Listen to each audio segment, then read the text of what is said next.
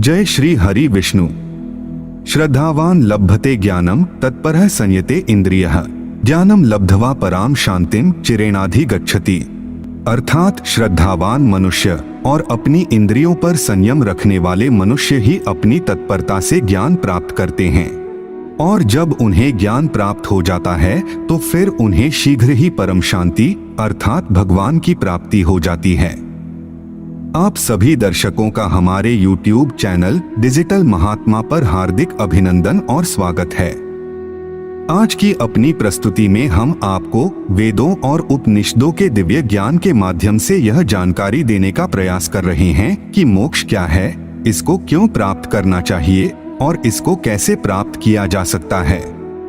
वैसे तो यह संसार अनेक प्रकार के गूढ़ रहस्यों से भरा हुआ है, लेकिन आज एक रहस्यमय प्रश्न का उत्तर जानने का प्रयास करते हैं कि मोक्ष क्या है और मुक्ति क्या है। क्या मुक्ति और मोक्ष दोनों एक ही हैं या इनमें कोई भेद है? हमें मोक्ष की आवश्यकता क्यों है और किस प्रकार से हमें मोक्ष को प्राप्त करना चाहिए? क्या सांसारिक माया से मुक्ति ही मोक्ष है या कर्म बंधन से मिलने वाली मुक्ति ही मोक्ष है? यह एक ऐसा विषय है जिसके बारे में प्रत्येक मनुष्य को अवश्य ही जानना चाहिए। वास्तव में मोक्ष को समझने से पहले हमें सुख और दुख को समझना होगा, क्योंकि मोक्ष का आधार सुख और दुख ही है। देखा जाए तो इस संसार में सभी व्यक्ति दुखी हैं, क्योंकि जब हमने जन्म लिया तभी से दुख मिलने प्रारंभ हो जाते हैं। इस विषय में संत कबीरदास जी ने बहुत ही सुंदर लिखा है कि कबीरा जब हम पैदा हुए जग हंसा हम रोए। अर्थात जब कोई शिशु जन्म लेता है तो उसके परिवारी जन खुशियां मनाते हैं, लेकिन इस संसार में मिलने वाले दुखों का स्मरण करके वह शिशु स्वयं ही रोने लगता है। कुछ ऐसी ही बात तुलसीदास जी ने भी श्री रामचरितमानस में लिखी है कि जन्मत मरत दुसह दुख होई। अर्थात हमारे जन्म से लेकर मरण तक हमें अनेकों दुख घेरे रहते हैं। अगर ध्यान देकर विचार करें तो लगता है कि मनुष्य हर वक्त दुखी ही रहता है। जैसे यदि बचपन में किसी ने बच्चे को खिलौना दे दिया तो वह प्रसन्न हो जाता है, लेकिन यदि किसी ने उसका खिलौना छीन लिया तो वह दुखी हो जाता है। ठीक इसी प्रकार बचपन जैसे सुख और दुख की प्रक्रिया जीवन भर चलती रहती है। इस संदर्भ में गीता में भी कहा गया है कि विषयों अर्थात संसार में मिलने वाली हर प्रकार की वस्तुओं और सुविधाओं का चिंतन करने वाले मनुष्यों की उन विषयों में आसक्ति हो जाती है। आसक्ति से कामना अर्थात इच्छा उत्पन्न होती है, और अगर इच्छा पूरी न हुई तो फिर कामना से क्रोध उत्पन्न हो जाता है। इस प्रकार मनुष्य जीवन भर इच्छाओं को पूरा करने में लगा रहता है। अगर उसकी इच्छा पूरी हो जाए तो उसे सुख प्राप्त होता है, अगर उसकी इच्छा पूरी न हुई तो उसे दुख प्राप्त होता है, और दुख से फिर क्रोध उत्पन्न होता है, और फिर क्रोध उत्पन्न होने से उसकी मति अर्थात बुद्धि भ्रमित हो जाती है और वह पाप करने लगता है। इस प्रकार पाप में अनुरक्त रहने से उसका पतन हो जाता है। सुख की आशा किए हुए उसकी यह प्रक्रिया जीवन पर्यंत चलती रहती है, और जब उसकी मृत्यु निकट होती है तब भी उसके मन में आसक्तियों का मोह चलता रहता है। बृहदारण्यक उपनिषद में भी कहा गया है कि हमारी सभी कामनाएं दूसरों के सुख के लिए नहीं अपितु स्वयं अपने ही सुख प्राप्ति के लिए होती हैं। इसीलिए हम दुखी रहते हैं, फिर दुखों से मुक्त होना चाहते हैं और सुख की अभिलाषा करते रहते हैं। वास्तव में दुखों से मुक्त होना ही मोक्ष का आधार माना गया है। वैसे तो किसी से छुटकारा पाने को ही मुक्ति कहते हैं, यही मुक्ति का शाब्दिक अर्थ है, किंतु शास्त्रों में दुख से निवृत्त होने अर्थात छुटकारा पाने को ही मुक्ति कहा गया है। शास्त्रों के अनुसार मुक्ति दो प्रकार की होती है। पहला है अनित्य या क्षणिक दुख निवृत्ति और दूसरा है नित्य या आत्यंतिक दुख निवृत्ति। अनित्य या क्षणिक दुख निवृत्ति में दुख कुछ देर के लिए चला जाता है। जैसे मनुष्य जब सोता है तो उसे नींद आ जाती है, और नींद आने पर उसका दुख उस समय विस्मृत हो जाता है। इस अवस्था में उसे किसी प्रकार का दुख नहीं होता है, परंतु जैसे ही उसकी नींद खुलती है तो फिर से वह काम, क्रोध, लोभ इत्यादि दुखों से पुनः घिर जाता है। इस प्रकार इस अनित्य या क्षणिक दुख निवृत्ति को मुक्ति कहा जाता है, अर्थात कुछ पल के लिए दुखों से छुटकारा मिलने को ही मुक्ति कहते हैं, परंतु सदैव के लिए दुखों से मुक्त होना और आनंद मिल जाने को नित्य या आत्यंतिक दुख निवृत्ति कहते हैं। अर्थात एक ऐसी अवस्था जिसमें व्यक्ति सदा के लिए दुखों से मुक्त हो जाता है और सदा के लिए आनंद प्राप्त कर लेता है, इसे ही मोक्ष कहा जाता है। इस प्रकार हम कह सकते हैं कि नित्य या आत्यंतिक दुख निवृत्ति को ही मोक्ष कहते हैं।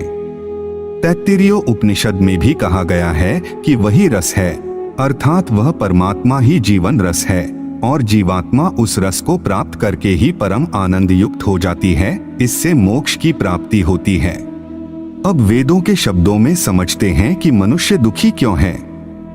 वेद कहते हैं कि मनुष्य इसलिए दुखी है क्योंकि वह माया के इस लोक अर्थात इस संसार में माया के अधीन है। और वह इस संसार में क्यों है? तो इसका उत्तर है कि वह अपने कर्मों के कारण इस संसार में है। क्योंकि इस संसार में वह अनेकों कर्म करता है, इसलिए उसका कर्म बंधन हो जाता है, जिसके कारण उसे पुनर्जन्म लेना पड़ता है। प्रश्नों उपनिषद में कहा गया है कि वह पुण्य कर्मों के द्वारा पुण्य लोक में जाता है, पाप कर्मों के द्वारा नरक में जाता है और पाप तथा पुण्य के मिश्रित कर्मों से पुनः मनुष्य लोक में आता है। अर्थात मनुष्य अपने कर्मों के कारण कभी पुण्य लोक अर्थात स्वर्ग में जाता है, कभी नरक में जाता है और कभी मनुष्य लोक अर्थात संसार में भटकता रहता है, अर्थात वह पुनर्जन्म के चक्र में आकर काल के बंधन में फंस जाता है। श्वेताश्वतरो उपनिषद में कहा गया है कि जीवात्मा इस जगत के विषयों का भोक्ता बना रहने के कारण ही प्रकृति अर्थात माया के अधीन असमर्थ होकर इसमें बंध जाता है।